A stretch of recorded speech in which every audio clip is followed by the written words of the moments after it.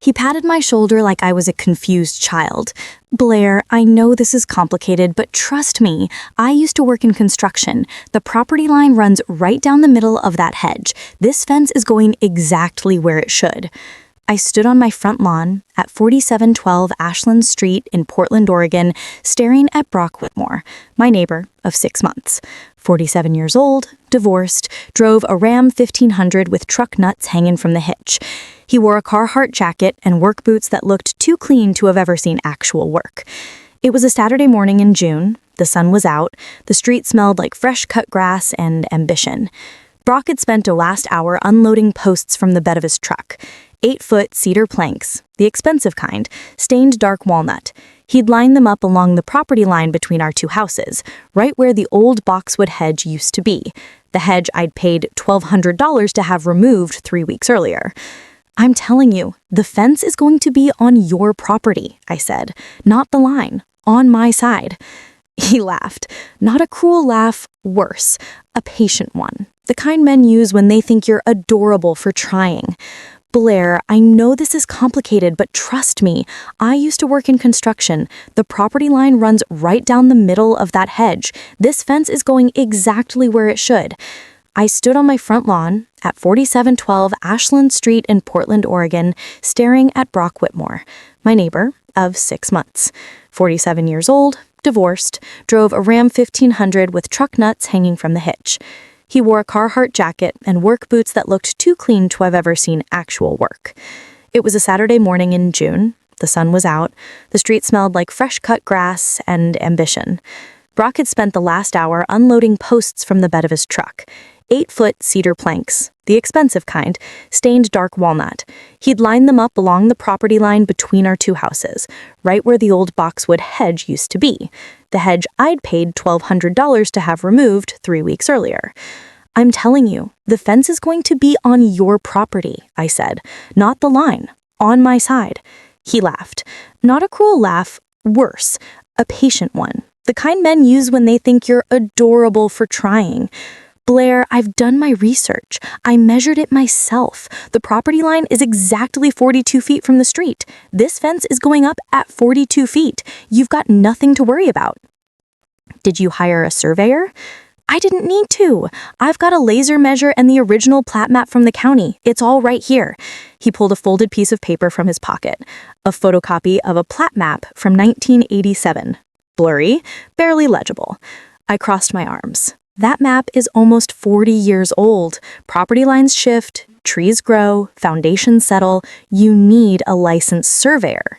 He smiled, put his hand on my shoulder, actually patted it twice. "I appreciate the concern, but I've got this handled. You don't need to worry about the technical stuff. Just enjoy the new fence. It'll look great from your side, too." I stared at him.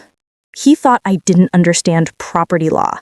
He thought I was some anxious homeowner who didn't know how plat maps worked. He had no idea I was a real estate attorney. I'd closed over 200 residential property transactions in the last 5 years. I'd handled boundary disputes, easement violations, and adverse possession cases. I knew Oregon property law better than Brock knew how to patronize women, and that was saying something. But I didn't tell him that. I just smiled. "Okay, Brock, you're probably right." He grinned. "See? Nothing to worry about. I'll have this up by tomorrow afternoon. Cedar fence, 6 feet tall, perfect privacy for both of us." "Sounds great." I walked back to my house, a 1920s craftsman bungalow I'd bought 2 years ago for $520,000. It needed work, but it had good bones. Hardwood floors, original crown molding, a backyard with mature oak trees, and a property line that ran 3 feet farther east than Brock thought it did. I knew because I'd had the property surveyed when I bought the house. The survey was filed with the county. It was public record. Brock just hadn't bothered to look. I went inside. I poured a glass of Pinot Noir from a bottle I'd been saving. I sat on my back porch and watched Brock unload the rest of the fence materials. He was building me a fence. A beautiful, expensive cedar fence. On my property. And he had no idea. Brock started building the fence on Sunday morning at 7 a.m. I know because the sound of his post hole digger woke me up. I lay in bed, staring at the ceiling, listening to the rhythmic thud of metal hitting soil. He was working fast, efficient. He had help, 2 younger guys, maybe his sons or nephews. They were laughing, drinking energy drinks, blasting country music from a Bluetooth speaker. I got up, made coffee, sat at my kitchen window and watched. By 10 a.m., they had 6 posts in the ground. By 1 p.m., the frame was up. By 4 p.m., they were attaching the cedar planks. It was a good fence, solid construction, level. The posts were set deep, probably 3 feet down, which meant they'd used concrete. The cedar was top grade. No nuts, smooth finish. Brock had spent money on this. I estimated $3,500, maybe $4,000 with labor, and every inch of it was on my side of the property line. I didn't say anything. I didn't walk outside. I didn't wave or offer lemonade or ask questions. I just watched. At one point, Brock looked over and saw me in the window. He gave me a big thumbs up. I smiled and waved back. He thought I was grateful. He thought he was being a good neighbor, putting up a nice fence, improving both properties, doing the hard work so I didn't have to. He thought he was helping me. By 6:30 p.m., the fence was finished. 8 feet long, 6 feet tall, running parallel to the driveway. It looked perfect, professional. Brock and his crew stood back, admiring their work. One of the younger guys cracked a beer. Brock took a photo with his phone. Then he walked over to my porch and knocked. I opened the door. "What do you think?" he asked, grinning. I stepped outside, looked at the fence, ran my hand along the smooth cedar. "It's beautiful." And I meant it. "Told you I knew what I was doing." "You did." "I'm gonna stain it next weekend. Dark walnut. It'll look nice on both our houses." "That'll look nice." He nodded, pleased with himself. "I'll send you a bottle of the stain I use, in case you ever need to touch up your side." "That's thoughtful." He walked back to his truck, still grinning. I went inside, closed the door, and called my surveyor. His name was Martin Cho. He was 62, Korean American, and had been surveying properties in Portland for 30 years. He'd done my original survey when I bought the house, and he kept meticulous records. I called him Monday morning at 8:15 a.m. "Martin, it's Blair Hensley. I need you to come back out to Ashland Street." "Problem with the original survey?" "No, my neighbor built a fence. I need you to confirm it's on my property." Silence. "Your neighbor built a fence on your land?" "Yes." "Did he ask permission?" "No, he told me he measured it himself and that the fence was on the property line. I let him build it." Martin laughed. "You let him build it?" "I wanted to see if he'd actually do it." "Blair, you're diabolical." "I'm efficient. Can you come out this week?" "I can do Wednesday afternoon, 2 o'clock. "Perfect." I hung up. Then I went outside and took photos of the fence, close-ups of the posts, wide shots showing the placement. I measured the distance from my house to the fence. 18 feet 3 inches. Then I measured from the fence to Brock's house, 26 feet 9 inches. The fence was 3 feet onto my property, which meant Brock had just donated $4,000 worth of materials and labor to my house. I went to work. I'm a partner at a mid-size real estate firm downtown, Keller and Associates. I spent Monday and Tuesday drafting contracts, reviewing title disputes, and taking client calls. I didn't think about the fence.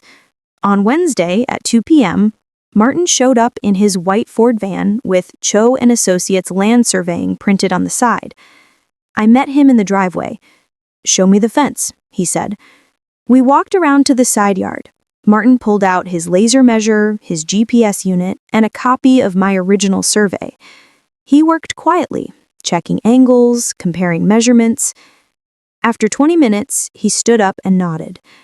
"It's on your property, 3 feet 2 inches past the line." "Can you mark it?" "Already did." He pointed to 2 small orange flags he'd planted in the ground, one near the street, one near the back of the house. That's the actual property line. The flags were 3 feet west of the fence. Brock had built his fence entirely on my land. "I'll need this in writing," I said. "I'll have a certified report to you by Friday."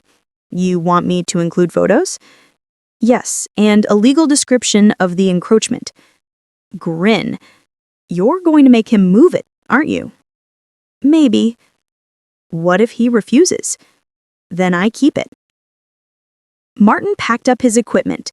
I've been doing this for 30 years, Blair. I've seen a lot of boundary disputes, but I've never seen someone let their neighbor build a fence on their land just to prove a point. I'm not proving a point. I'm making sure he does quality work before I decide what to do with it. Martin laughed all the way back to his van. On Saturday morning, Brock started staining the fence. I watched from my kitchen window as he set up his paint trays, his brushes, his drop cloths. He was wearing the same 2 clean work boots. He had a podcast playing through his speaker, something about cryptocurrency and real estate investing. He worked slowly, carefully. The stain was a rich, dark walnut, exactly as he'd promised. It looked expensive, professional. By 2 p.m., the first coat was done. By 4 p.m., he was applying the second coat. By 6 p.m., the fence looked like something out of a home improvement magazine. I waited until he'd cleaned his brushes and packed up his supplies. Then I walked outside. Brock, can I talk to you for a minute? He turned, smiling. Sure, what's up? I handed him a manila envelope. What's this? He asked. It's a certified survey report. I had a licensed surveyor come out on Wednesday. His smile faltered. Why? Because I wanted to confirm what I already knew. The fence is on my property. He opened the envelope, pulled out the report. His eyes scanned the first page, then the second, then the property map with the orange flags marked in red. The color drained from his face. This can't be right, he said. It's right. The fence is 3 feet 2 inches past the property line. It's entirely on my land. He stared at the report. But I measured. I used the county plat map. The county plat map is 40 years old. Property lines shift. You needed a current survey. I told you that. His jaw tightened. You knew. I suspected. You watched me build this fence. You didn't say anything. You didn't ask.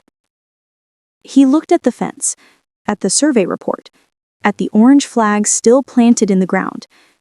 What do you want? He asked quietly. I crossed my arms. You have 2 options. Option 1, you remove the fence. You take it down, you haul it away, and you rebuild it on your own property, at your own expense. And option 2, you leave it. The fence stays exactly where it is, but it's mine. It's on my land, which means I own it. You don't get to decide what happens to it. You don't get to modify it. If I want to paint it purple, I can. If I want to tear it down, I can. It's mine. You're kidding, he said. I'm not. I spent $4,000 on that fence. I know.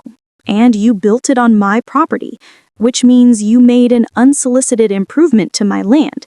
In Oregon, that's called unjust enrichment, except the law sides with the property owner, not the builder. You're a real estate attorney, aren't you? I am. He looked at the fence, at the survey report, at the orange flag still planted in the ground. If I leave it, you really own it. Completely. And if I take it down, then you own a pile of used fence posts and you get to start over. He ran his hand through his hair. He looked exhausted. How long do I have to decide? 72 hours. After that, I'm filing a formal property encroachment notice with the county. If you haven't removed the fence by then, it becomes a permanent fixture and the ownership transfers to me automatically. I walked back to my house. Brock stood in his driveway, holding the survey report, staring at the fence he just finished staining. Brock didn't call. He didn't knock on my door. He didn't send a text or an email. 72 hours passed. On Tuesday morning, I filed the encroachment notice with Multnomah County. The clerk stamped it, filed it, and updated the property records. The fence was now legally mine. I walked outside that afternoon and ran my hand along the smooth cedar. The dark walnut stain had cured perfectly. It was gorgeous. I planted jasmine vines along the base. They'd grow up the fence by next summer, white flowers against dark wood. I hung string lights along the top rail. I set up a small bistro table on my side, 2 chairs, a bottle of wine, a place to sit and read on warm evenings. It looked perfect. 2 weeks later, I saw Brock in his driveway. He was loading boxes into his truck. A for sale sign had gone up in his yard the day before.